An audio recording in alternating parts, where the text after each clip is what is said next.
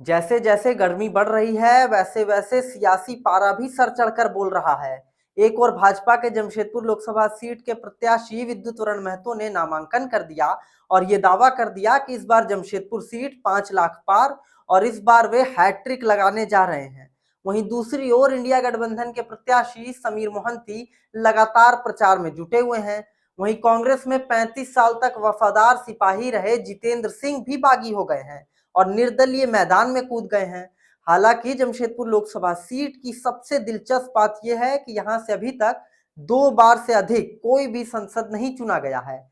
वर्तमान स्थिति की बात करेंगे, लेकिन उसके पहले जमशेदपुर लोकसभा सीट के बारे में विस्तार से बात करते हैं। जमशेदपुर के इतिहास को समझते हैं, क्योंकि अतीत के आईने में ही वर्तमान और भविष्य भी दिखाई देगा। इस लोकसभा क्षेत्र में बहरागोड़ा, पोटका, जुगसलाई, घाटशिला, जमशेदपुर पूर्वी और जमशेदपुर पश्चिमी विधानसभा सीटें शामिल हैं।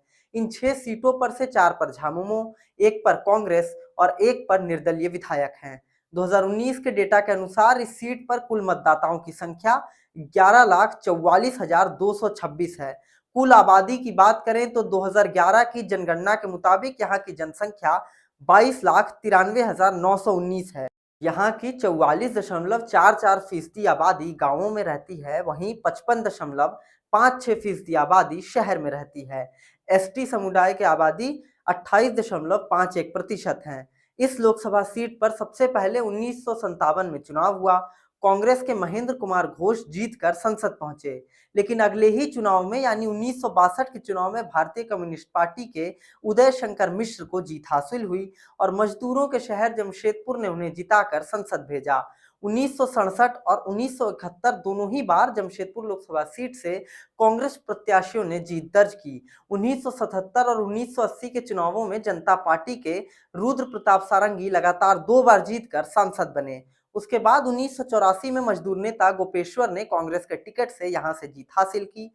उसके बाद लगातार 2 बार 1991 तक झारखंड मुक्ति मोर्चा के शैलेंद्र महतो ने परचम लहराया और लगातार 2 बार संसद पहुंचे। उसके बाद 1996 में महाभारत में श्री कृष्ण का किरदार निभाने वाले नीतीश भारद्वाज यहां से भाजपा के टिकट पर चुनाव लड़े और संसद पहुंचे। उसके बाद 1998 और 1999 लगातार 2 बार चुनाव हुए, जिसमें भाजपा की ओर से शैलेंद्र महतो की पत्नी आभा महतो विजयी रही। 2004 में झारखंड मुक्ति मोर्चा के सुनील महतो और 2007 के उपचुनाव में सुमन महतो यहां से संसद चुनी गई।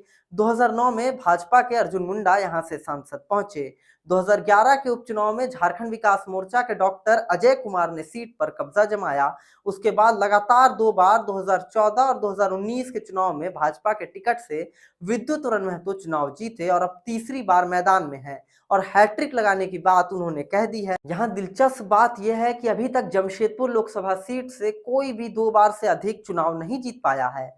हालांकि 1996 से ही भाजपा की पकड़ इस सीट पर रही है। प्रमुख औद्योगिक नगरी होने के कारण झारखंड के वीआईपी सीटों में जमशेदपुर लोकसभा सीट की गिनती होती है। इस बार के लोकसभा चुनाव की बात करें तो विद्युत वरण महतो को हराने उनके ही पुराने मित्र समीर मोहंती उतर गए हैं। समीर मोहंती वर्तमान में बहरागोड़ा के विधायक हैं, पर एक समय विद्युत वरण महतो के लिए उन्होंने चुनावी प्रचार भी किया था। हालांकि अब पूरी तरह से मैदान में समीर मोहंती उतर चुके हैं और लगातार जीत का दावा भी कर रहे हैं। जमशेदपुर लोकसभा सीट के बारे में ये कहा जाता है कि यहाँ कुर्मी फैक्टर काम करता है। महतो प्रत्याशी होने के कारण ये फैक्टर विद्युत के पक्ष में है। हालांकि समीर मोहंती भी ग्रामीण क्षेत्र में अच्छी पकड़ रखते हैं और ब्राह्मण और उड़िया वोट उनको मिलने की उम्मीद है।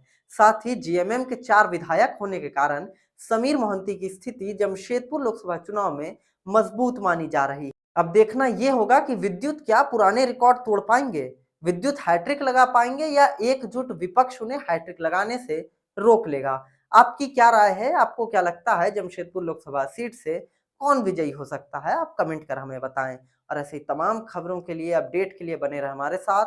देखते रहें न्यूज़ टेल। बेहतरीन खेतों से आती है लक्ष्मी रसोई का प्रीमियम क्वालिटी हल्दी पाउडर, जो है हल्दी के गुणों से परिपूर्ण और जो रखे आपकी सेहत का ख्याल, हर डिश की रंगत और उसकी स्वाद बढ़ाए।